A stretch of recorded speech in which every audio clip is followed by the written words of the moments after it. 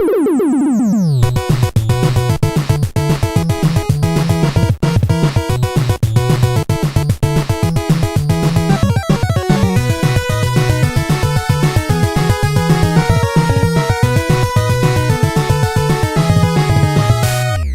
and welcome to the Amazing Nerdiverse. I'm Jeff Grantz. I'm Steven Tukert. This is the podcast where we, take huge long breaks between episodes and we don't get around to recording an episode for well over a month. Yeah. Yeah, we're slipping. We're slipping. What? We're just letting this whole podcast fame and glory slip through our fingers. I mean, we got too big. Yeah. We flew too close to the sun. We got too big too fast. We went, like if you watch any of those behind the music documentaries, like that's what happened. Yeah, just me sitting out in the field next to a tree, just talking about where it all went wrong. Then I roll up in a wheelchair. We became too in demand. Yeah. To record our podcast. Which... I got really into drugs and alcohol and flipped my Corvette off a bridge. Oh, I thought you just flipped it with your bare hands. Yeah. You all jacked up on crank. I got all hooked. Vets. I got hooked on smack and I threw a truck at somebody and I fled for Mexico. Yeah. And then went the wrong way. Ended up in Canada.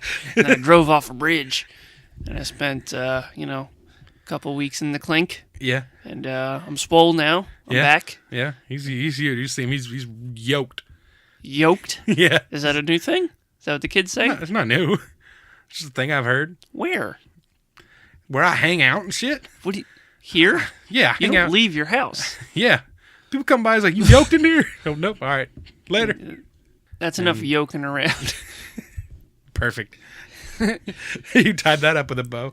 This is the podcast where we talk about all things good and geeky that make up the Amazing Nerdiverse, such as movies, TV shows, video games, comic books, all that good shit. Regular books. Yeah, regular books too.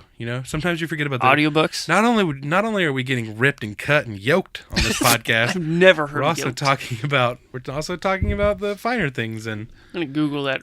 While you're talking. Yeah, do it. Yoked. You don't believe me? I don't give a shit. This episode, this is our first episode of the new year. We're trying to get back onto our regular schedule. Yeah, yeah. If our last couple months, our spotty record is indicated anything. Okay, so yeah, we got super busy over the holiday season, between working and other bullshit, dealing with our family yelling at us about stuff. How was your holiday season? How was your cold? Yeah, cold. Yeah, it was really cold. I flew to Maine. Yeah. I didn't want to ask you. You said you were going out of town. I didn't want to ask you to talk about it on the podcast. Yeah. Learn more. What'd you do? That's where some of my wife's family is. Mm-hmm. So everyone goes up there for the Christmas week. Now, was it as cold up there as it was down here in Georgia? I'm assuming that's a dumb question. It's not a dumb question. For whatever reason, maybe it's like a mental thing. Yeah. I feel colder here. Yeah, really? Just because it shouldn't be that cold in Georgia. Do you know what I mean? Yeah. Like I'm expecting it when I go there, so I have the proper layers. Yeah. And plus there's like a ton of snow. Yeah. So like it makes sense. Yeah. But it shouldn't be this cold in Georgia, so it's like, oh, this don't make no sense. Yeah, you just go outside expecting it to be normal, and there you like go. Like a sweater and a jacket. I should be all right. But you go outside and you got Jack Frost nipping at your nips. Yeah, I've got pajamas. I've got pajamas on underneath my jeans. Me too. Yeah? Yeah. All right. Which ones you got? You know what's funny? Like Carla made fun of me for it. I got Avengers. Carla made fun of me for it, but then later I found out she did the exact same thing, but she didn't let me see. Yeah. Yeah, I've been getting my pajama underneath my pants on. Because I don't have thermals or anything like that. Yeah. Because we shouldn't. We're in Georgia. Yeah. It should be hot. Yeah. It should only be like slightly different than Florida. Well, it snowed like well before Christmas, and like usually it doesn't snow around here till like February if it does, and like so it's like really weird that it snowed so early to me. Welcome to Amazing Nerdiverse, where we talk about all things weather. Yeah. The most interesting of topics. Yeah. All right, so on the podcast this week, what we're going to do is we're going to be looking back at the year that was 2017. Oh, you didn't know? No. Yo ass better call somebody. All right. We were just talking about the New Age Outlaws for no reason. No reason whatsoever. Because we're psychically linked. Yeah.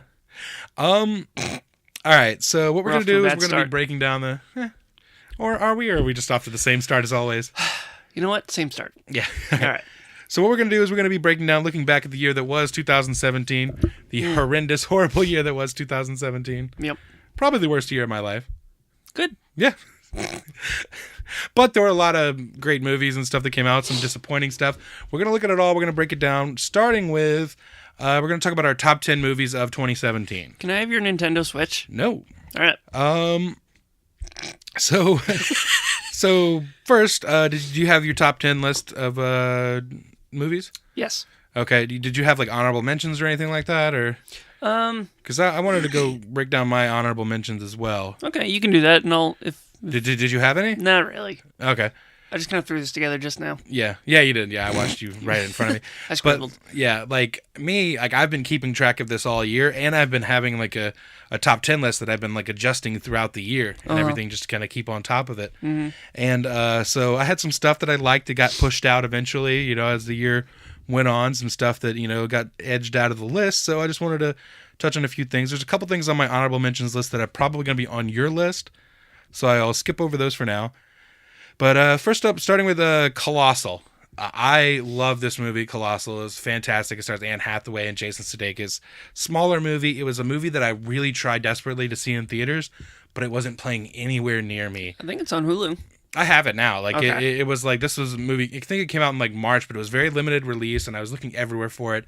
Finally, when it came out, I bought it and finally got a chance to check it out. And I love this movie. Very creative, like interesting movie. I don't want to say too much if you haven't seen it, because I definitely suggest checking it out.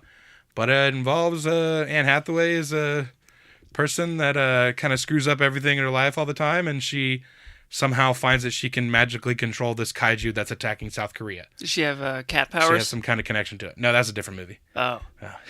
But yeah, Colossal. Definitely check that out. I love that movie. All right, I might see that. The Disaster Artist. Didn't make my list, but I really enjoyed this movie. Very funny. Did you see The Room first? I watched The Room first. Do you need to, or does it They just... say you don't, okay. but for me, from my point of view, I think you should. Okay. Because I just don't think you're going to enjoy the movie as much as you would if you had seen The Room. What if, you know of The Room and you've seen, like I mean, if you've seen clips and stuff, then that's you okay. Get the but gist. Yeah, I mean, I don't think you need to see the whole movie, but just look up like the highlights. Right. But if you're going to go on YouTube to watch that, the whole movie's on YouTube. And so you don't have to, to like sign in to like a... No. Really? Like I just watched the whole thing on YouTube. Huh. Okay. I don't know who put it on there, but they did, and I got to watch it. Oh, hi, Mark. Yeah, stuff like that. Like it's... I did not hear, or I did not. Yeah. Oh, hi, Mark. Yeah, stuff like that. He's great in the movie. It's really weird, because when I first started watching the movie, I was like, it's James Franco. I'm just gonna be going, that's James Franco the whole time. But yeah. He lost himself in the character, and like I kind of started, I just kind of just kept forgetting that it was just James Franco. It was just this character, this guy, and everything. It's fun, and definitely stay. I'm not going to say much, but there's a scene after the credits that you're going to want to check out. The next one, Wonder. This movie, I cried like a bitch watching this movie. I just saw like the movie had been out. With the little kid? Yeah. Okay. Is that, how do you say this? Is that really, that's got to be, that's not really what that kid looks like, is it? No, that's the kid is Jacob Tremblay. He was in that movie. He was in that movie Room, not to be confused with The Room. He's really great young actor. He's great in this movie. He's also got Julia Roberts and Owen Wilson. Yeah, I don't know why I'm getting my Wilsons mixed up. Yeah, it was Owen Wilson. It's a great movie. Has some great. The kid is just such a sweet little boy, but like he's got this facial deformity thing that he was born with. It's like a rare thing, and it just made me cry like a bitch watching that movie. And I went and saw it after the movie had been out for like almost 2 months. So I went and see it on a Tuesday night. I was like, all right, I'll just see it. Hopefully no one will be there. Whatever. No, it was a pretty crowded theater, and I was like, damn it, I just wanted to be here by myself and like, cry by myself. Whatever. So yeah. The next one, also on my honorable mentions, Coco. We literally just watched this movie. Yep. This was the one movie from 2017 that I hadn't seen yet. Mm-hmm. That I was like, I want to see that movie before I make my list and everything, and we finally got to see it tonight. I enjoyed it a lot. It did make me tear up in one moment in the film. I definitely suggest checking it out if you haven't. I'm sure a lot of people have seen this movie. It made a lot of money. I'm kind of late to the party on this one. It didn't quite couldn't quite make my top 10 because there was so many movies that I like really dug, like just enjoyed a lot more. But like it's definitely yeah. Don't know spoilers. Blade Runner 2049. Baywatch isn't really on your list, is it? We'll see, bro. Blade Runner 2049 is my other honorable mention. Fantastic movie. I thought it was a great, like, it did a great job of, you know, expanding the universe of the original Blade Runner without just kind of doing a remake of the movie. And, like, I think that's a really successful way to do that. Denis Villeneuve was the perfect guy to direct this movie. He said of this movie, the reason I directed this is because I didn't want anyone else to fuck it up. And I think he was successful in that. He did a great job with the movie. It's on. I don't know if it's on Blu-ray now, but it's on digital HD now, and I want to buy it so I can watch it again. It's a long movie, and the circumstances of me seeing it was really strange. It wasn't in a normal movie theater. Usually with these screenings, the press screenings that I go to is in a normal movie theater.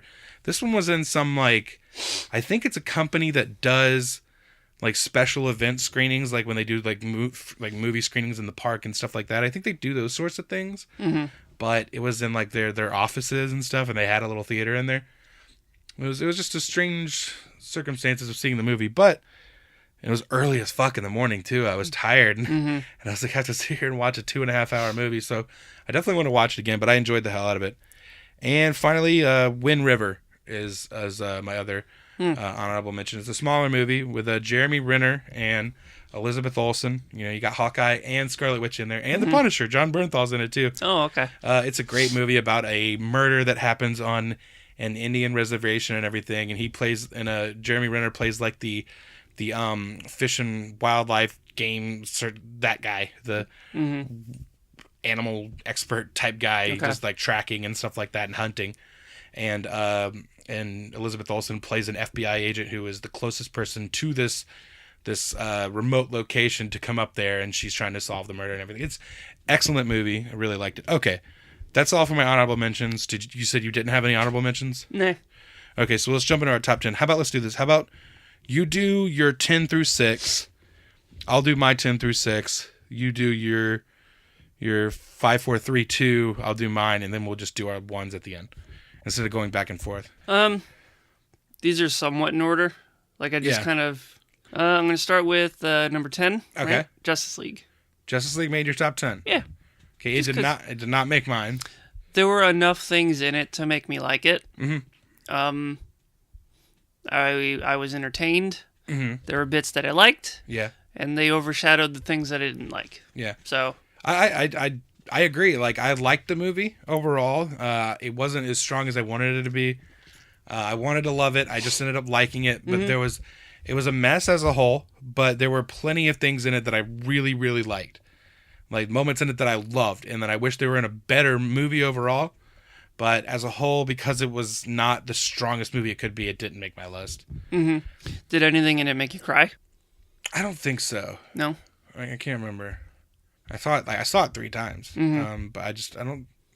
nothing made me cry. I just got really excited for certain moments and stuff. 2 things made me cry in that one. One, like the very super beginning, homeless dude with his dog. Yeah. And he has a sign that says, "I tried." I was like, I was like, dude. Yeah. Okay.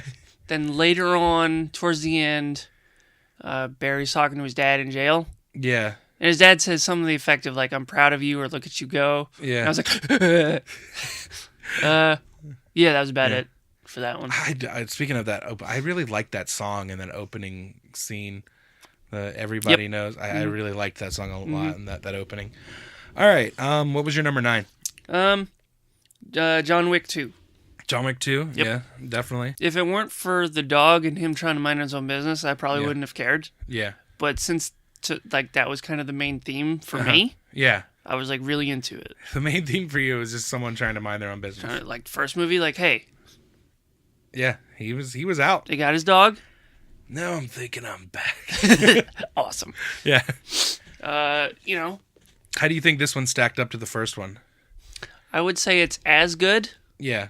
I was about to say it wasn't as good because, like, the first one is like, hey, you killed my dog. Now the rest of the movie is about revenge. Yeah.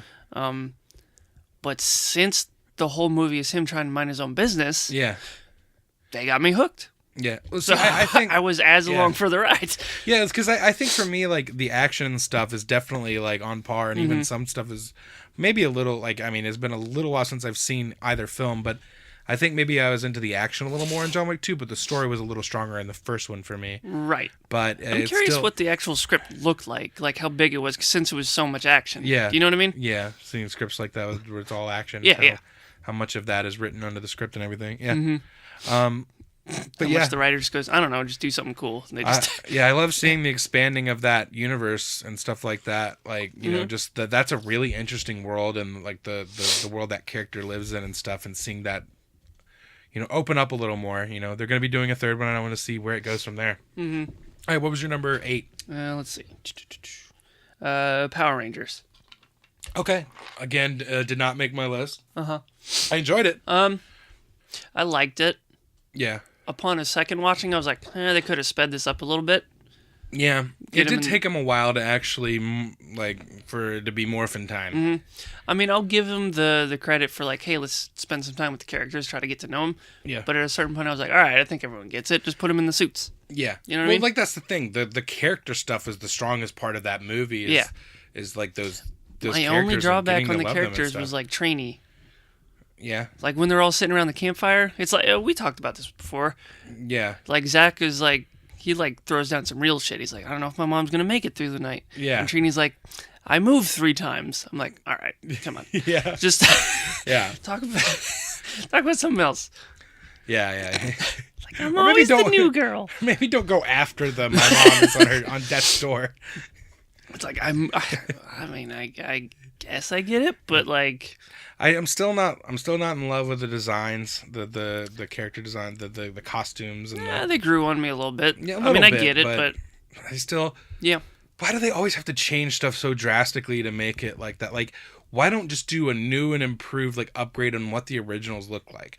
Like, take those original designs up, like, because there's comics now. They're doing these, I think, God, is it Dynamite or somebody like that is doing some Power Rangers comics, and the artwork is that dead on, like, a spitting image of the classic costumes and stuff. Did you cry? And I think they could have made no. You didn't? No. Okay. I did. Yeah, that's another part of your. This would also be your top 10 moments of where you cried in these movies. Yeah. Towards the end, when they're all in the Zords. Yeah. I get choked up no matter what I'm talking. Like, when I talk about the scene, yeah. I start going in my throat. I can feel it. I think it's Jason. He goes, "Nobody dies alone." Yeah. I'm like, oh, Christ. Yeah. What's your number 7? Number 7. Big Sick. Yes. Mm-hmm. Yes, that's on my list. I watched that on the plane on the way back from Maine. Okay. Because they have a little... Yeah. Have you been on a plane? I've never flown. Never been on a plane. No one likes me anywhere else. Well, yeah. They got my email. On the back of the seat, like, it's like... Yeah. Like in a van or something. Well, I know how planes work. I just haven't been on one. I know you can watch movies on a plane. It's not like, because in my mind, like, years ago, there's like one screen everyone has to look at. Yeah. But it's on the back, and you can like scroll. It's kind of like a Netflix type thing. Yeah. So I was like, oh, the Big Sick's on here, so I'll watch that. Yeah. And awesome. It was really good. Yeah, that one did make my list, so I'll be talking about it as well. But I love that movie. Did you cry on that? I think so. You know, maybe not. I don't know if I cried in that one, but it did. Like, I really enjoyed that movie. I felt it, you know, like, I felt for it because I'm such a huge fan of Kumail. I've heard that story before. He's talked about, you know, that story, and it's based on his real life and everything. So I was like, wow, like, I mean, I don't know how, you know, of course, like with even adapting real life events to film, some things change here and there and stuff, but like, it was like, wow, he went through this. I mean, he went through a version of this, and I don't know how different it is, but I mean, it's like, whoa, him and his wife Emily and everything. I really like both of them in the movie. The actress playing Emily. Yeah, fantastic. What was that your 7? What's your 6? Lego Batman. Lego Batman. Yeah. Yes. For whatever reason, I was looking on my list. My eye didn't. Lego Batman probably would have made my honorable mentions, but I figured it would make your list, so I didn't mention it. Yes, it was a great movie. Awesome. Like, Lego Movie was there was such a low bar for that first one. Like, no one thought it was going to be as great as it was. And I was like, this is stupid. Yeah. What are you going to do? Yeah. And they were like, all right. And then show you what I'm going to do. Yeah, and then Batman was an awesome part of that movie. Will Arnett's Batman was fantastic, and now they did the Lego Batman movie. And what do you think? Like, where do you think it stacks up against the first one? I would say it's as good. I mean, it's its own thing because of Batman. Yeah. So you can explore that whole universe. Yeah. In a way that you can't really like a live action movie. Yeah. You can throw all the characters in it. Yeah. Like real quick, and That was one of my only issues in the movie, is that you have such a rich world of Batman, and even like the rest of the DC universe. You see a little bit of that when they go to the Fortress of Solitude and Superman's having the Justice League anniversary party, and they didn't invite him. And it's just overall, it's a great movie for like Batman and like the history of the character. And I want to see that in the live action movie, like Batman just breaks in on something and fights everybody real quick. Yeah, I just want to see it. The problem with that movie, the one problem I had is you had all those great villains and stuff, and then you throw them away at the beginning, and then at the end, Joker's teaming up with like all these other villains, like all these villains from stuff outside of the DC universe, like Sauron and like Dracula and that didn't bother me too much. King Kong and shit. Like it was like why bother? Like like you have like keep it all in DC, in the DC world and stuff. Like, did you cry during this one? No. Really? No. Wow. I'm sorry, Legos don't make me cry. I didn't just cry looking at Legos, bitch. I cried because of certain things happening with the Legos. Yeah. I just cry at how well they play with Legos. You know, to me, like I'm crying about the stuff like a little boy with a facial disfiguration of some sort who has trouble fitting in the real world. Yeah. You cry because of Legos. It wasn't just because of Legos, you fuck. Okay, like when Batman's looking at the picture of his dead parents. No, yeah, that was. Oh, so it's not just Legos. Yeah, I didn't cry. Fuck up. Because they were Legos.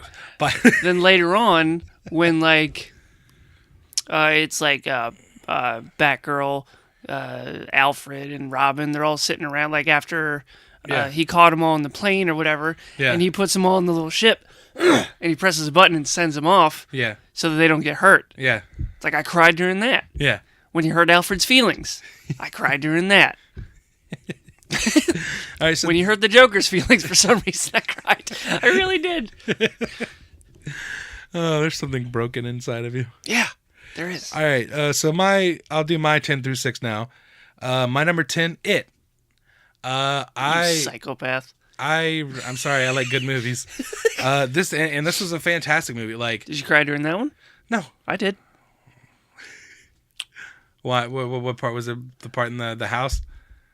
Part in the house. Wasn't a part in the house where they were all together and it was really creepy, and I don't know. What part did you cry at? I didn't like the classic scene with the very beginning with Georgie. I just don't like that. It's just too much for me.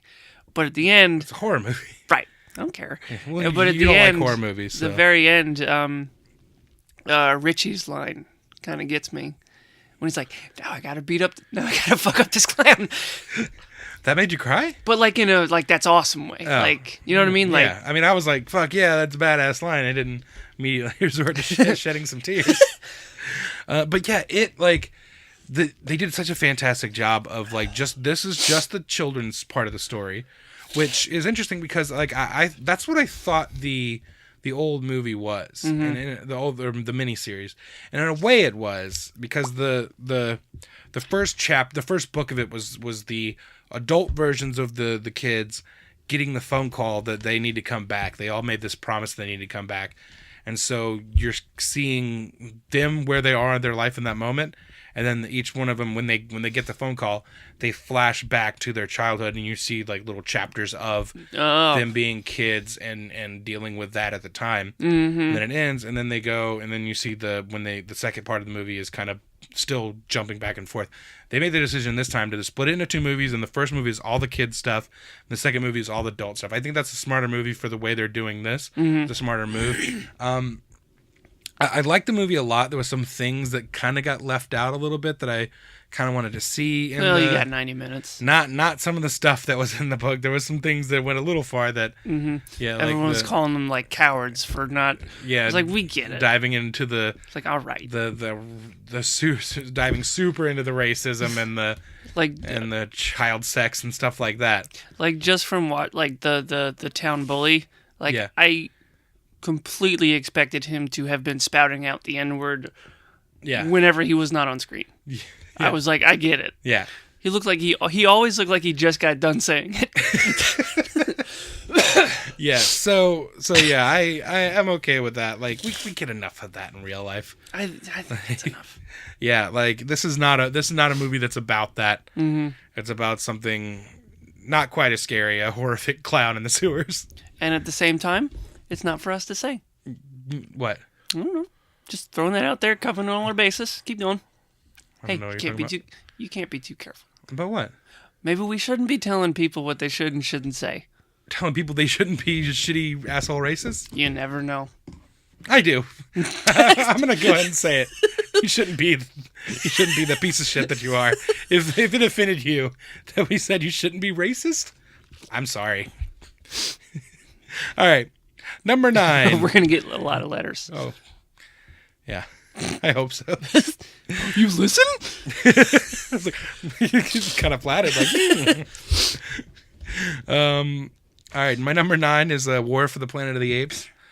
I've always loved the Planet of the Apes movies, but I am such a huge fan of this recent trilogy of Apes movies. I don't think this latest movie was the strongest of them, but I do think it brought that particular chapter of the story to a close in a really strong way. But I think are they all done with it? I don't think so. I think they can continue going with it and stuff. Did they wrap it up but kind of leave? No. I mean, did they wrap it up but leave like a little bit left for like just in case? I think the story can continue, but a certain part of that story has come to its conclusion, or whatever. Like it's a nice capper to the trilogy, but I think they can jump forward in time a little bit into the future and just see where the next step is in the evolution of that world and everything. And I really like seeing like how this world that we know of comes to be eventually that original Planet of the Apes where monkeys. The apes have completely taken over and they're super intelligent and all that stuff, and the things you see in that original Planet of the Apes movie with Charlton Heston, and I would like to see this series continue on till it gets to that point, because I want to see like that version of that world with today's modern technology, because the Tim Burton movie didn't cut it. So I would like to see us get there eventually with the series. Number 8, Spider-Man: Homecoming. Really? Yeah. 8? Yeah. All right. I saw a lot of movies this year. I didn't mention that earlier. I had a list that I kept track of that I was. Did you check it twice? The movies. Yes. Of the movies that I had any level of interest in seeing. Mm-hmm. So, and I think there was like 73 movies on that list. I'm going to tell you right now. Yeah. If Baywatch is higher on your list than Spider-Man: Homecoming, I'm going to flip this table and never be your friend again. Well, I saw 54 movies I didn't hear a straight year. up no immediately after what I just said. I saw 54 movies this year, and Baywatch is one of the best. I don't like that you didn't laugh at that. I don't know why you think Baywatch is on my list so I'm hard. upset. I'm not hearing a no. I literally just said that I shouldn't have to say it. I saw 54 movies this year. 54 movies that came out in 2017. I just want a straight answer out of you, you son of a bitch. Number 8, Spider-Man: Homecoming. All right. I love this movie. I've always been a huge Spider-Man fan. Spider-Man and Batman, my tops. And they finally made a Spider-Man movie the way I've always wanted to see Spider-Man. He's a young kid in high school and everything. And that is so important to who that character is. And they always aged him out. He was like 47 years old in that first Tobey Maguire movie. And like he graduated like immediately, and yeah, I want to see more of the high school shenanigans. I don't mind a college Peter Parker. No, and I wouldn't mind a college Peter Parker with this version of Peter Parker if, say, this movie was his. What was this? This was like his sophomore year. Mm-hmm. Here's what they do. This is what they should do. Civil War was like, say that was his freshman year of high school. Yeah. Oh no, Civil War, when he picks up this movie, he was like right after that. Yeah, it's pretty close to it. Yeah. Well, I was gonna say like Civil War. Tony Stark still has that bruise on his eye. I would say Civil War is running his mouth. Yeah. I would say Civil War freshman year, Homecoming sophomore year. When we catch up with him in Infinity War, that's his like junior year. That's up. Spider-Man or Avengers 4 is like his senior year. And then I didn't turn in my homework. Second Spider-Man movie. I don't know. Because I don't know how the timeline is working with these movies of like what year's what and all that. But eventually, yeah, I wouldn't mind seeing this one in college when it gets to that point when it feels age appropriate. Yeah. And like we've seen him at this age in high school a bit for a little bit of a stretch. So yeah, I just like seeing that and not only that, just seeing him in this grander Marvel universe is something I've really wanted to see since 2008 when they first started the MCU. They got so much about the character right to me. It just felt like the Spider-Man I grew up reading and all that stuff. And I love that. And like strong villain too. Like Michael Keaton was a great version of the Vulture. Like, you know what I was thinking? Oh my God. I was like, I always like characters to look how they look in the comics and stuff in the source material.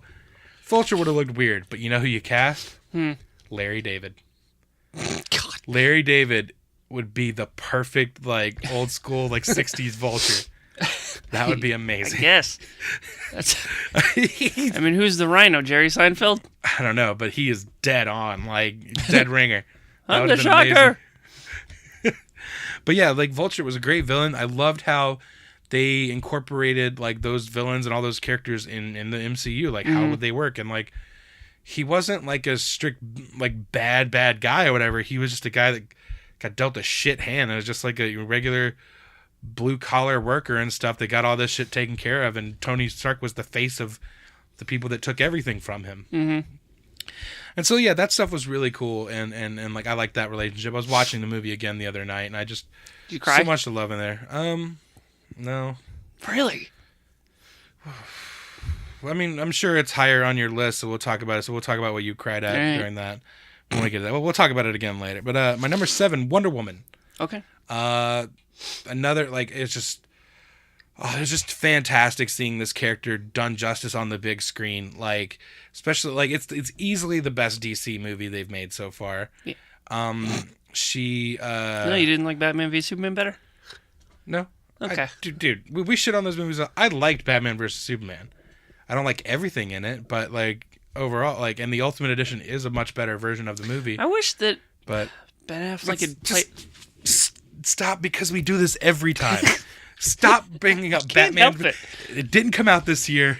Well, I liked the way Ben Affleck played it in Batman v Superman better than Justice League a little bit. Okay. That's it. All right. That's usually how we start a 30-minute conversation, shitting all over that movie. No, fuck you!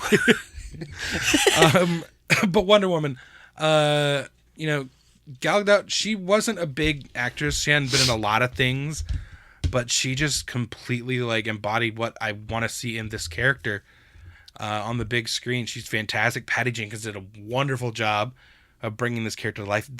Warner Brothers did not believe in this movie. That's why it turned out good, because they didn't like stop them from trying to make the movie they wanted to make, and like they just didn't expect it to do anything anyway.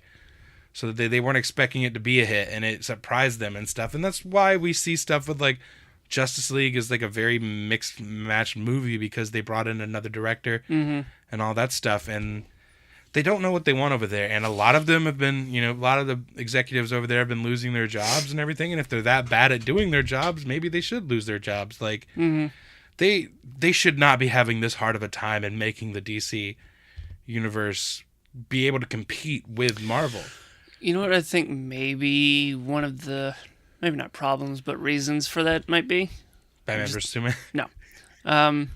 Since they have had all of their characters and, no one telling them, oh, you can't really use that because of A, B, and C, it's like the trappings of, like, too much... Like, whereas Marvel didn't have all their characters, so it's like they had to do it with one hand tied behind their back, so they're like, all right, let me dig a little deeper. Well, but yeah, you know what I mean? But DC had all of their characters, and they've been sleeping on them. That's what I'm saying. They have all these things, but then they're like too much power. They're like, I don't know what to do with all this. Yeah, yeah. And then Marvel's like, let's see, who do we got? Who we got left? Let's make those as good as we can. Well, Guardians of the Galaxy, nobody knew those characters. Yeah.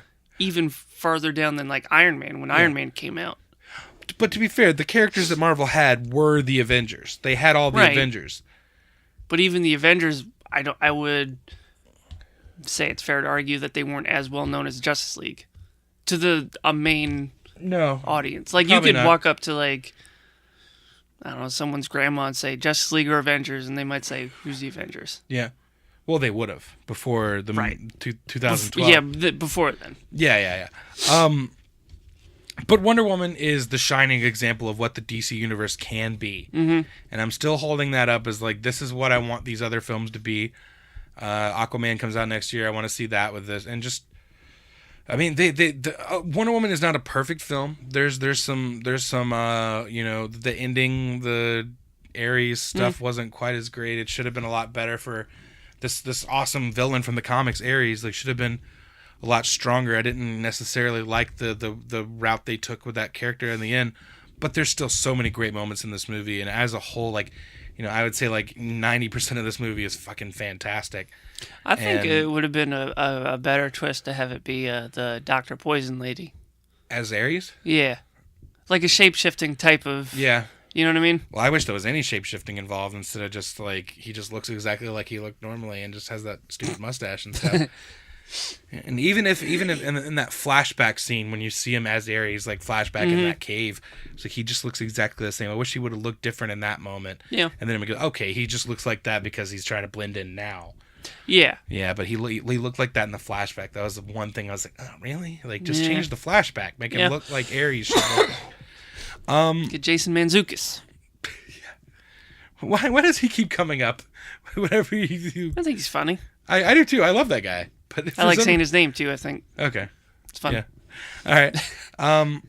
It's fun to say. Yeah, do it. The one last note on Wonder Woman. Do it. The Jason Mantzoukas. Love it. There we are. One last note on Wonder Woman. The No Man's Land scene is like top 5 greatest superhero scenes of all time. Did you cry during that? No, but I feel like if I was like a woman seeing this scene and seeing this character and seeing something like this for the first time, I probably would have. Okay. But I mean, it was, don't get me wrong, I love that scene and I love that moment. Like I said, top 5 favorite superheroes movie moments of all time. We got to get going on this. The Big Sick was my number 6. We talked about it a lot. Like I said, love this movie. Fantastic. There's great cast too. I loved all the actors like playing Kumail's family and stuff. Also, Ray Romano was great as Emily's dad. I liked when they're sitting around the dinner table like early on, and I think it's his brother that tells him like, "Oh, you should be on Saturday Night Live." He's like, "Oh yeah, I never thought. I'll send him an email." Yeah, I was like, "Oh, that's so funny." That's dead on. That's what family members say when they think they're helping. They don't. You know they filmed The Walking Dead in Georgia. Really? You should be in that. You know what? I just haven't reached out to them yet. Yeah. The Tyler Perry studios are nearby. Yeah. You should be in those. Yeah. I'll go knock on the door. All right, Tyler Perry at Gmail. At Yahoo. Hotmail. All right, so those are my top 6.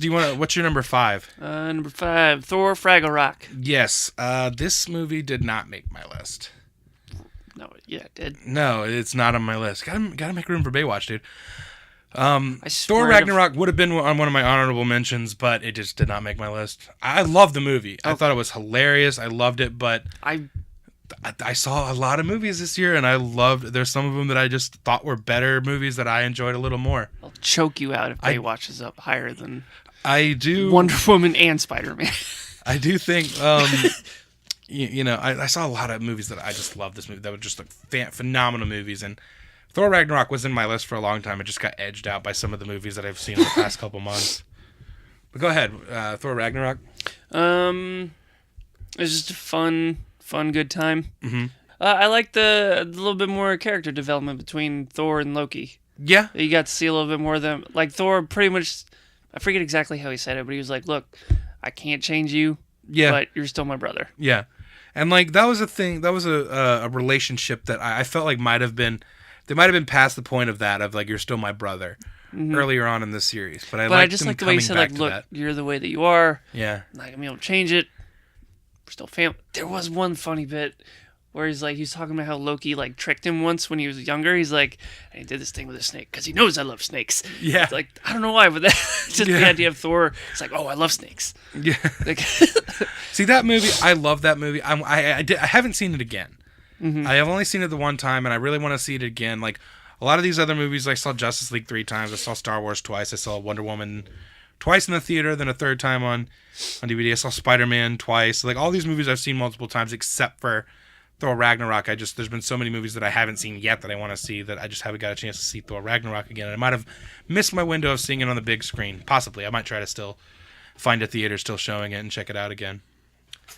It was going to be on my list, but it did not end up. What's your number 4? Wonder Woman. Wonder Woman? Okay. Any thoughts on Wonder Woman? I shared mine. I thought it was just a really well-made movie. What she, if I'm speaking honestly, like what I thought she lacked in, like an acting ability, I thought she more than made up for in, like, swinging for the fences and having heart. Yeah. And that goes a little bit further, I think. Yeah. So that was just, and I like that we got to see her train for everything. Yeah. She didn't just immediately know how to do everything. She spent potentially thousands of years to become Wonder Woman, you know? Pick up the pace. It just all like worked and made sense. That's a real good theme song. Makes you want to fight. Yeah, I'm surprised they held off on that one as much as, like, I thought we'd be hearing that like every 2 seconds in that movie. And we really only got it like at the end of that, like after that No Man's Land sequence, when it leads into that awesome, because that's what I also, because like not only is that No Man's Land sequence, her crossing that battleground, that is such a powerful sequence and stuff, but then it continues on with her, like, you know, storming the city and you know, freeing all those people and everything, and then it has disastrous results later when the town gets gassed and all that stuff, and all these people that she saved. It was like a thing that I picked up on later viewings of the movie. I was like, all those people that I forgot that the town got gassed and stuff, and they're all dead. Like you would have thought that, like, oh yeah, she was, you know, all these people knew of her. Why did nobody know about Wonder Woman? That's why they all got gassed. It's horrible. Fucked up. Yeah. Any other thoughts on Wonder Woman? You want to move on to your number 3? No, it's just really good, really enjoyable. Okay. I liked what they did with the lasso too. I liked that it was, I don't know why I didn't think of it, like that they can do CGI to make it like whip around and do a bunch of cool stuff. Yeah. It's kind of like with Thor's hammer, like when he's swinging around. It just didn't cross my mind that, like, to do a bunch of cool stuff with it, you know? Yeah, just on Thor Ragnarok, real quick, jumping back to that, just the beginning of the movie, there's the sequence with the camera on the hammer. That was fun. Yeah. All right, anyway, was your number 3? Well, my top 3 were really tricky. Yeah. Logan, okay. That's on my list. It's definitely on my list. Number 10. No, we've already done my number 10. Dipshit. Yeah, so yeah, Logan. I just thought it was at the same, it's like, oh, you guys got it perfect. Like, the character. Yeah. But like, oh, why does it have to be the last one? But it's like, it makes sense that it's the last one. Yeah. It's at the same time, it's like just a really satisfying end to the character that he played. It's like he's saying, like, okay, I'm done with it. Like, this, I'm gonna put everything I have into it. Yeah. It's a really good story. It's a really simple story. Yeah, it is. It's not overly complicated. There's not a giant ring of trash floating in the sky. Yeah. He's not saving the world. Yeah. Not really saving that many people other than, like, a couple of those kids. Yeah. That's really it. Yeah. If you think about it. He's saving, like, a handful of children and everything, and it's like that's what you do with these superhero movies. Doesn't always have to be a giant trash ring in the sky. Doesn't have to be some laser burrowing into the earth and all that stuff. And essentially, that's what kind of Spider-Man was. Floating Spider-Man island. Homecoming. What? Like, he wasn't saving the world. He was just saving that one. Yeah. That's what that instance. Yeah, that's what saving these superhero movies should. Saving the day, not the world. And, or the universe or all that shit. Like, when you do it right, when the Mm-hmm. emotional stakes are there, it doesn't matter. Not the entire planet doesn't have to be in jeopardy for someone to be a hero. And there was a lot of good symbolism, I thought, with like that it was a clone of himself. Yeah. Like all the things that they thought he was, they made this thing. Yeah. So he's like fighting against, like this is what you think. The clone thing. Yeah. Yeah. So yeah, like yeah, he's that's literally fighting against what everyone thinks he is. Yeah. Do you know what I mean? Yeah. And I listened to the commentary when when they got to the farm family. Yeah. And like they gave the reason for like why that family had to die. Yeah. Is like his whole life he's like, I just kind of want to be a part of a family, but I don't want to because every time I get close to one, everybody dies. Yeah. And then literally like as soon as he starts to open up to them, they die. Yeah. He was like, God damn it. Yeah. Did you had to have cried during Oh that? yeah, Okay. absolutely. Yeah. Yeah. That ending of that movie, just and like it was unexpected too. Because like me and you, for you listeners who don't know, me and you used to shit on Wolverine all the time. Because our argument was, why are you gonna make a Wolverine solo movie? Didn't you just make 3? Like the X-Men movies were Wolverine movies. Yeah. Like he was the center of every one of them. So spinning him off into his own like solo trilogy and stuff, it never felt like there was anything special about him. Yeah. Whereas this one finally, like, they nailed the character in, and unfortunately they finally nailed the character in the last movie that he's going to be in. Yeah. But there's so much great stuff in that movie. What was your number 2? Guardians. Another one. This one didn't. The ones with the owls, not the Legends of Gru. yeah. Yeah, this one not on my list. I don't know what you are. Wait till I didn't just see like just the superhero movies this year, by the way, dude. I saw a lot of shit. I don't know what you are. I love Guardians, but it wasn't for me. You like didn't find as a it magical? whole. Yeah, I can find a lot of shit magical. I don't only cry when people wear capes. I'm Why not not? broken inside. Hey, go ahead, talk about Guardians. Did you cry? Yeah. Okay. I cried like a bitch. That's the God, one. I was so angry at him. Who? Fucking Kurt Russell. Yeah. I was so betrayed. I think this movie's been out long enough that we can kind of talk about it, like some of the spoilers and stuff. Nobody But yeah. I was so mad at him. Yeah. I was doing it to fucking choke him out. I was like, you son of a bitch. Yeah. But like, it's one of those and things. I also like, never thought I'd relate so much to a raccoon. Yeah. Well, you can't relate to people, so you gotta find a reflection of yourself somewhere. Yeah, that little raccoon. Yeah. I mean, I thought they did a great job of furthering the story of these characters, and instead of making it bigger like they always do, they kind of made it more. I mean, it was still pretty big, like the spectacle of it all, but it was both. They made it more personal as well. Yeah. Like it had this personal tie with the father and the family themes in this movie. You have the sister relationship with Gamora and Nebula. You have the father-son thing with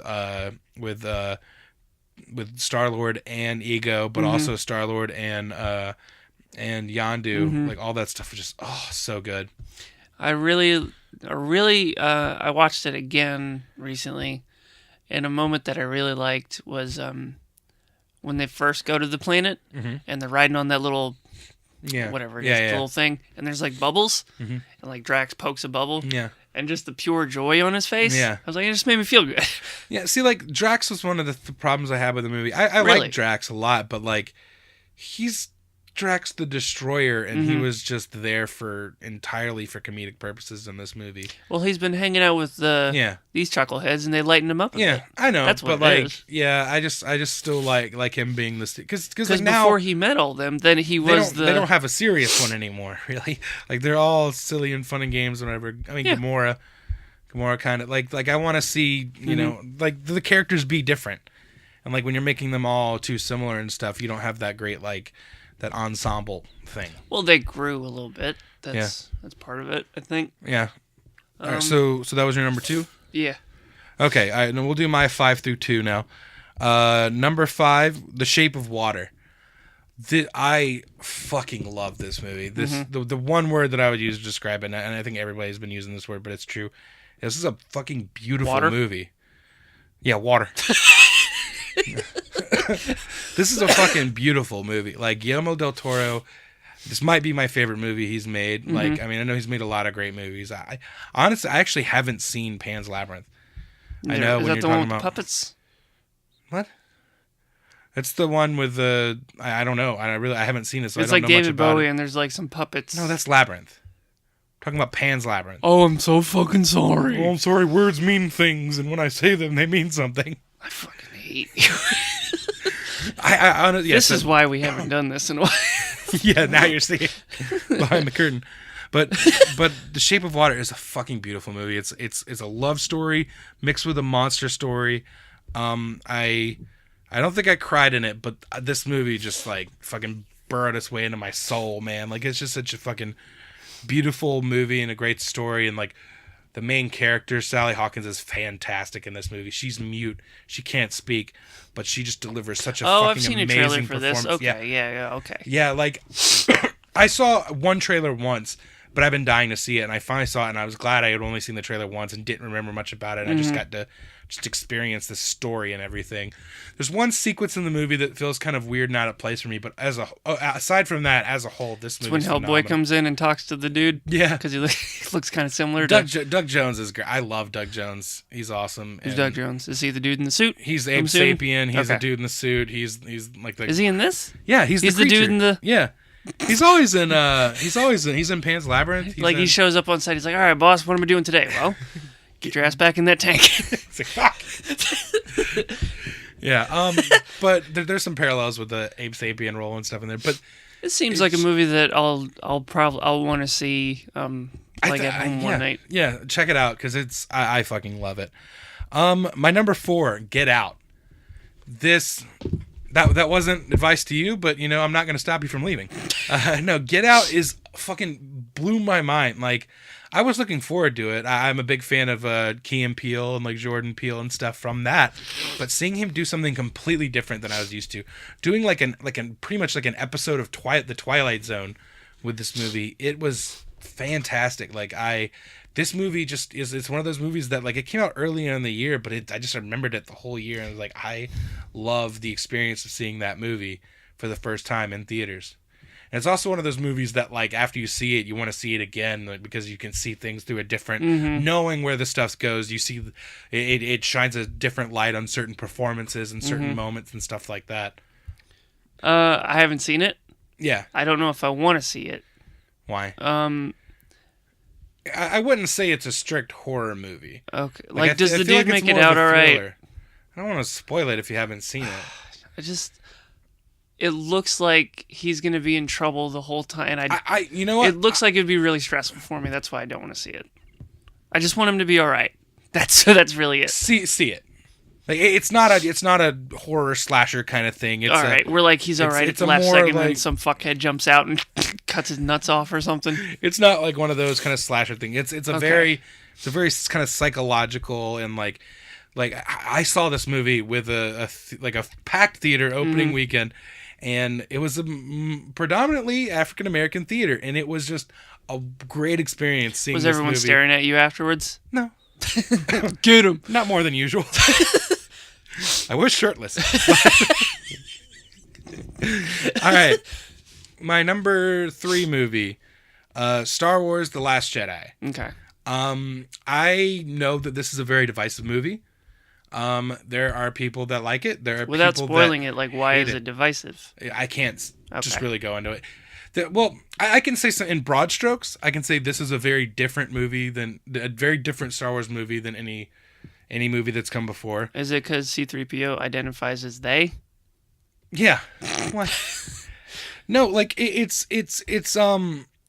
I love it. I fucking love this movie. And I understand that it has its flaws. It's not a perfect movie. I gave it 10 out of 10. And I hate rating movies anyway. I just hate that putting a number on it. No one's making you do it. Well, that's what you do when you do. But for me, when I give a movie a 10 out of 10, I'm not saying it's a perfect movie. Mm-hmm. I'm You're just saying you enjoyed it that much. That's my rating of a movie is my enjoyment level. And going into this movie, I don't think there was a movie this year that I was more looking forward to, and that I had more of a good time watching. And like just it's a roller coaster. Like there's so many things that like you do not see coming. There are things in this movie that you've never seen before in a Star Wars movie, like for sure. And there's great like moments of like harkening back to the original trilogy and the original movie and stuff like that, and visuals and little things here and there that are just fucking beautiful. And like, yeah, like this movie does some things that I wasn't super on board with, but like the way they're all done, I feel like is like the perfect way to do it. And I understand the criticisms that people have. I've had conversations with people who did not like this movie, and I don't know what to tell you, man. I loved it, and you know, I understand that, you know, like I understand that there's a difference between, you know, when people say that The Force Awakens was a rehash of the original movie. I disagree. Would you say that this one was probably as difficult or more difficult to make than Force Awakens? What do you mean difficult? Like, there's such a high bar for when Force Awakens was coming out. Like, yeah, which is why I feel like they went more for familiarity than anything, and like they're like, yeah, because like it had been so long since the prequels, everyone was like, well, it better not suck, and then like the prequels, yeah. And like they went back to form, back to the drawing board kind of thing when making it, yeah. But then again, there is so much in the Force Awakens that's that is what new I mean and is brings like something new and interesting to it. Yeah, Force Awakens comes out like is a little bit of the pressure released. Like, all right, we can relax because that one was pretty good. Yeah. Now I feel like they can take more risks and stuff, and they definitely took some risks in this movie, and is very divisive, and a lot of people hate it. But you know, as a movie, like you see the Rotten Tomatoes score, it's I think it's at 92 or 93, the critic rating, and the audience rating is in the 50s. Like it's very split down the middle with audiences, but the critics seem to like it a little more. But I mean, I lean towards like, yeah, I think it's a really strong movie. I think, yeah, like they can't just like, and like I was saying, Force Awakens, people complain it was a rehash.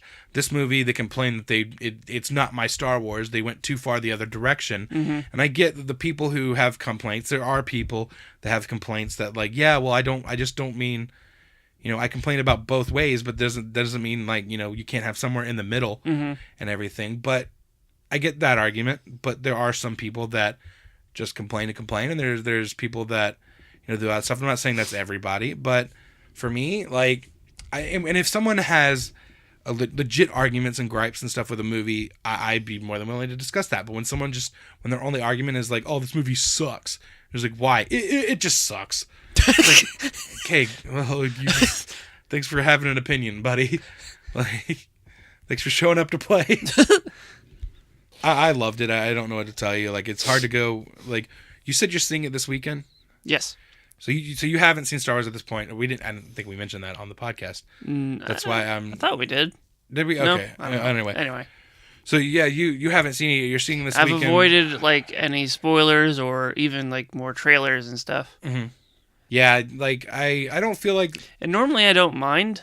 Honestly, I don't feel like I would avoid stuff now because after a movie comes out, they spoil shit in like TV spots and everything. Continue to avoid that shit. But I don't think the trailers really spoiled anything in this movie for me. I think this movie keeps you guessing, and that's one of the things. I think a lot of people that didn't like this movie, maybe their theories were wrong, and then it goes in a completely different direction than they're expecting, and then they get mad about stuff like that. I don't know. Who's to say why certain people didn't like the movie? I did. I didn't have those kind of theories. Like I might have theories and guess and stuff, but when I go see a movie, I go to see the movie they made, not the movie that I have in my head. Yeah. And that's all I can rate a movie on is what I saw. All right, my number 2 movie was Logan. Okay. Logan, the X-Men movies have been hit or miss for me for a long time. And seeing Logan, it was like this is the shining example, like Wonder Woman, this is the shining example of what an X-Men movie could and should be. Like Logan was fantastic. You know, Hugh Jackman was his best performance as Logan. Daphne Keane was incredible as X-23, and fucking Patrick Stewart just was amazing in this movie. And seeing not one but two of these characters, like their concluding chapter of their lives and everything, these characters that have been in some good movies and bad, like over the course of this 17-year like run of these X-Men movies, like, you know, for better or worse, like this is Professor X and Wolverine, and we're seeing the end of their lives and stuff. And it definitely has an emotional gut punch, but it also has a little bit of hope there at the end of it that like was really resonated for me and everything. And do you have favorite moments of it? Yeah, like, I mean, there's some great moments, like, you know, there's that like as far as heartbreaking stuff is seeing that scene in the hotel where Patrick Stewart is like losing control of his abilities, and you kind of see what it was like, you know, they don't really flesh this out, but in the Old Man Logan comic book, something horrible happened to the X-Men, and they explain it in the comic book, and you see flashbacks to it, and it's something completely different than what happened to the X-Men in this movie. And in this movie, they hint at it, and it's pretty much that Xavier lost control of his powers, and it killed everybody around him, but someone like Wolverine who can withstand that sort of thing. And it's such a heartbreaking, like this guy who his whole life mission is to create a safe haven for these mutants and these people that are just have no place in the everyday world. Like the everyday world has treated them like shit. Seeing like it's just such a heartbreaking thing that you know, his own gifts and everything turned against him, and it cost him the lives of everybody that he's fought to protect his whole life. It's just, oh my God, it's such a heartbreaking thing. And but like I said, it ends with hope. You have the stuff with those new young mutants and everything, and X-23, Laura, she was just fantastic. She was just like, everyone's talking about Wonder Woman and everything.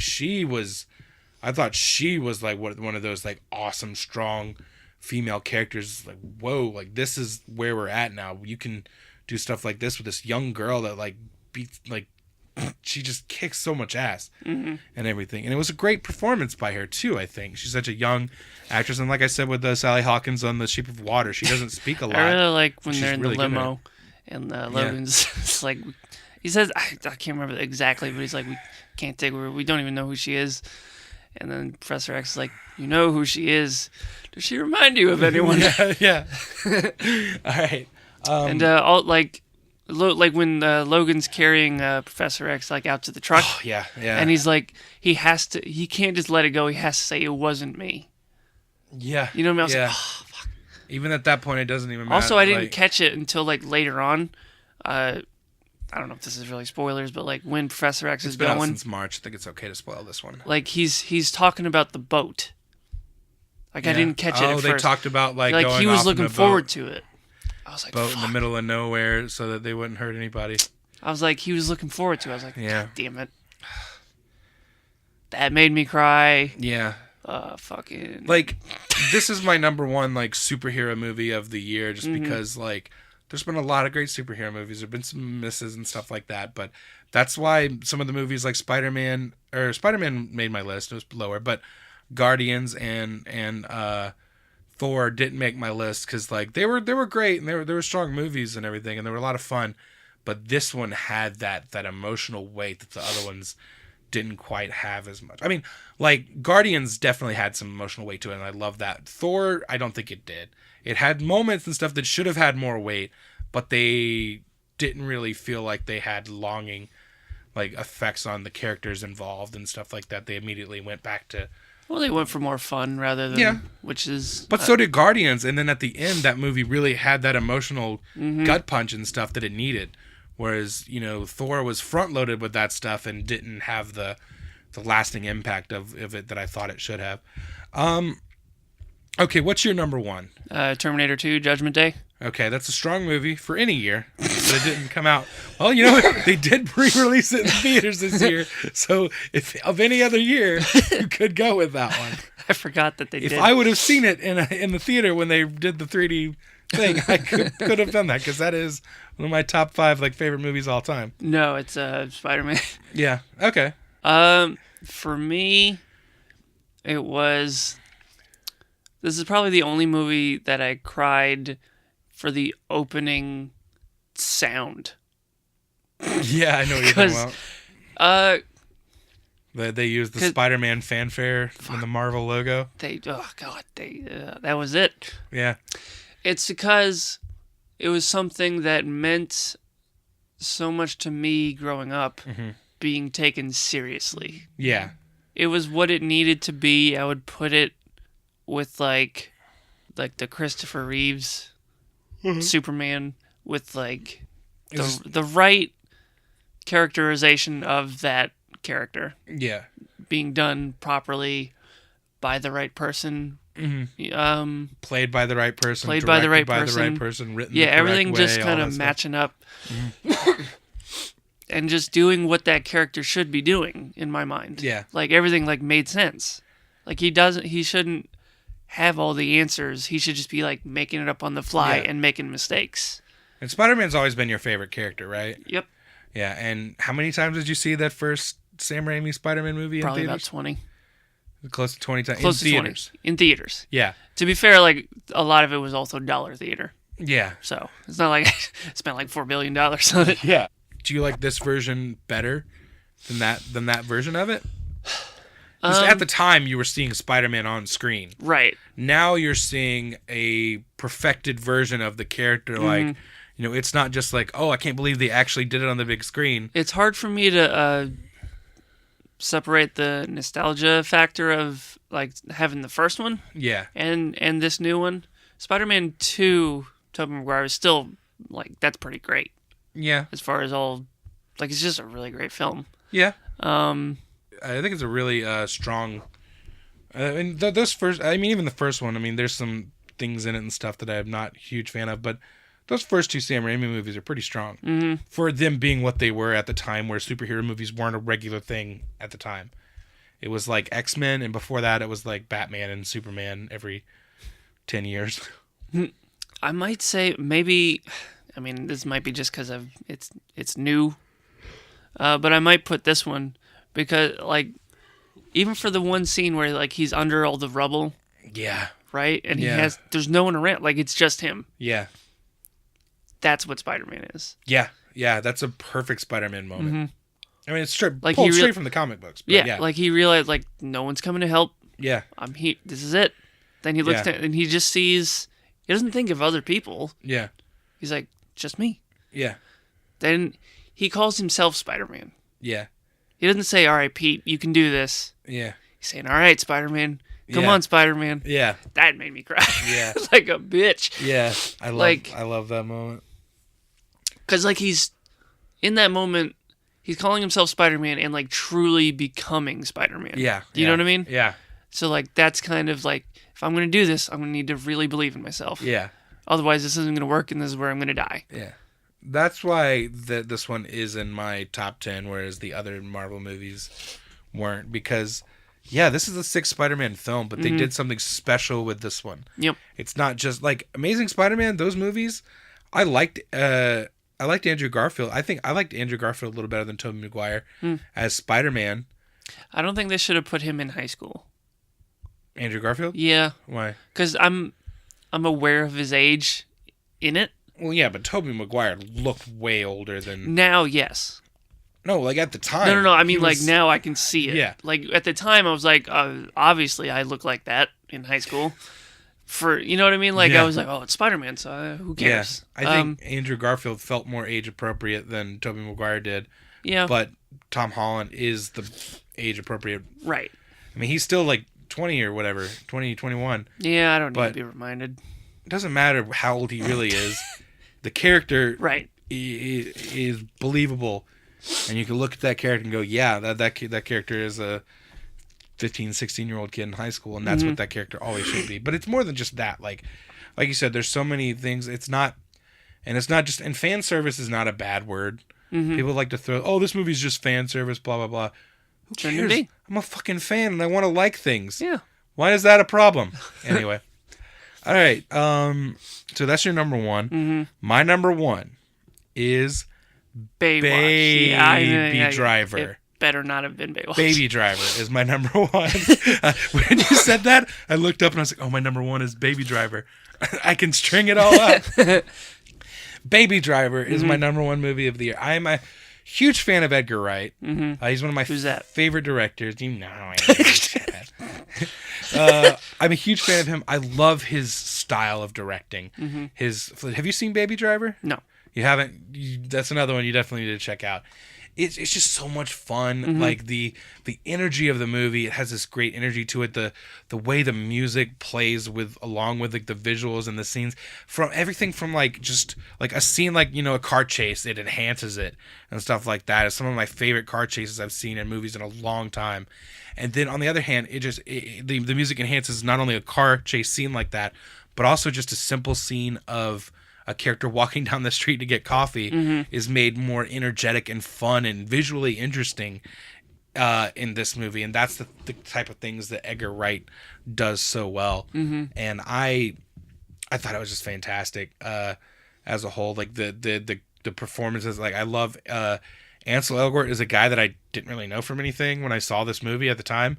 I've since seen him in a couple of things here and there after that, but like at the time I didn't really know him for much, but I just immediately locked onto this character that he's playing. And just such a likable guy and character, and like I love the relationship that him and Lily James' character has. And you have a lot of other great actors in these side roles and stuff. Like you have Jamie Foxx and John Hamm and John Bernthal and Kevin Spacey. Like that's the one thing. Yeah, he's in that movie, and it's like, can you still watch it? And yeah, because I can kind of like separate those things, like separate the art from the artist. Doesn't mean I have to like him or anything. Like man. Like who would be your equivalent to like? I was never a huge fan of him. But I'm saying like if it hasn't, but if like a ton of stuff came out like about Bill Murray, my whole world would be. Yeah. I was like, what the. Yeah, you know, like so Kevin Spacey is someone like I had no like emotional ties to him. Like, but do you have like that's my guy? I mean, like somebody like Kevin Smith, or like, you know, somebody I'm a huge fan of. As far as actors go, I'm sure there's someone. I'm just blanking right now. I just John can't Goodman? think. I love John Goodman, but like Woody Harrelson. You know, I gave Atkins like probably the best compliment a friend could give a friend. Yeah. I texted him one day, just out of nowhere. I was like, "You have the likability of a John Goodman." Yeah. I was like, "That's as high as a compliment as I can think of." Yeah. Everybody likes John Goodman. Every now and then, if you're good friends with Steven, every now and then you'll get a text from him, like a random compliment, and you're like, "Does he know he sent this?" That's the Rocket Raccoon in me trying to change a little bit. Yeah.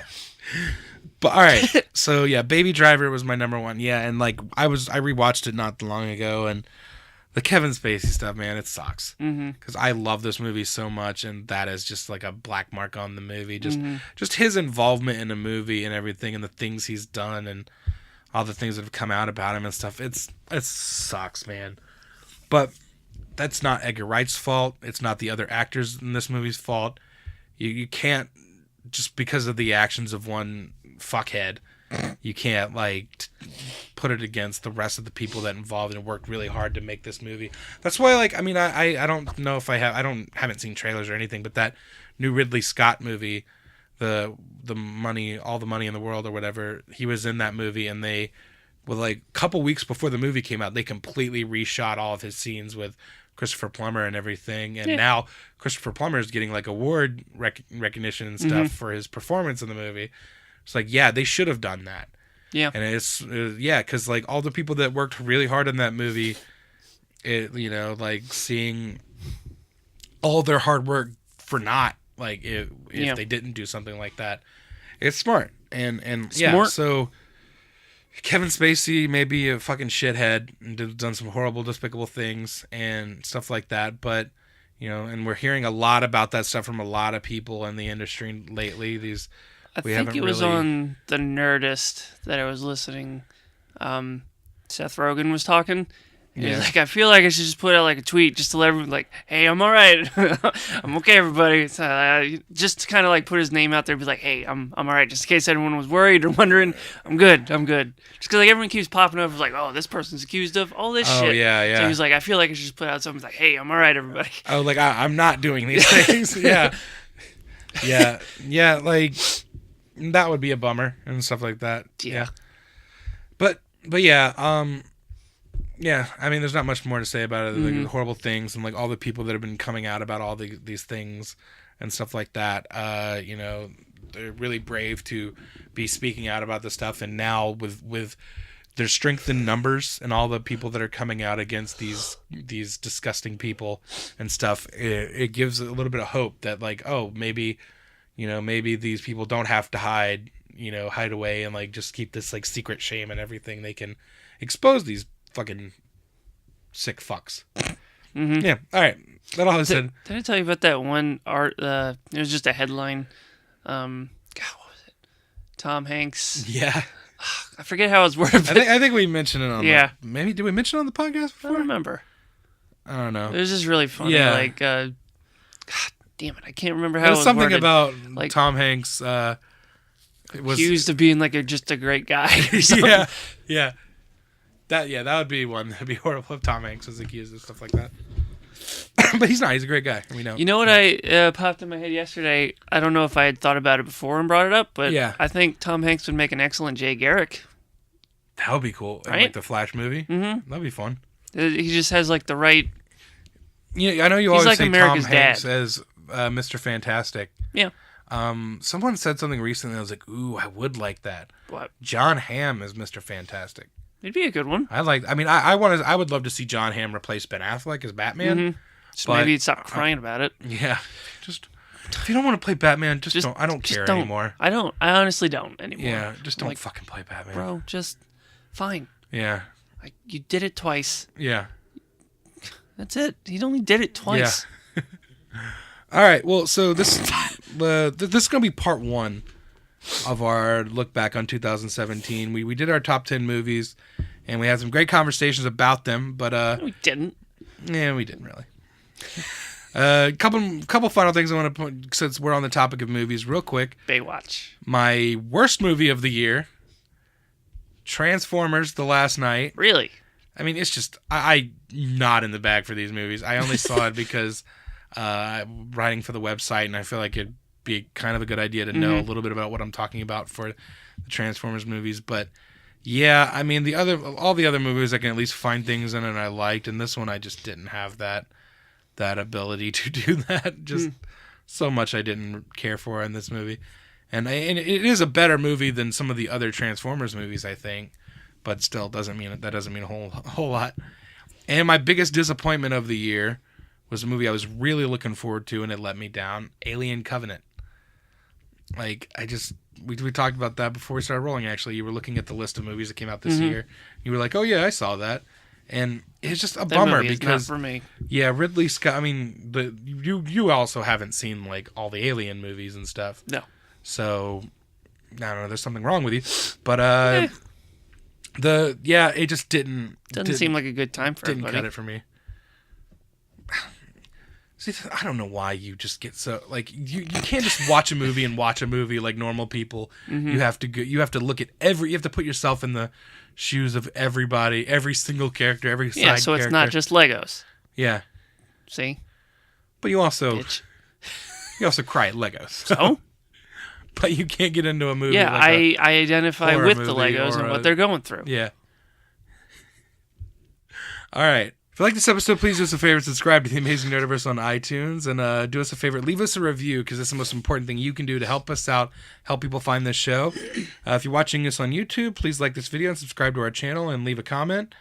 Share this show with your friends online, on social media, on Facebook. We're at facebook.com/TheAmazingNerdiverse. We're on Instagram at AmazingNerdiverse, and on Twitter, I'm at Jeff_Grantz. I'm at Steven Tukert. And we are at NerdiversePod. And finally, go to theamazingnerdiverse.com for all that and very little more. And until next time, I'm Jeff Grantz. I'm Steven Tukert. We'll catch you right here in The Amazing Nerdiverse. Hit 'em.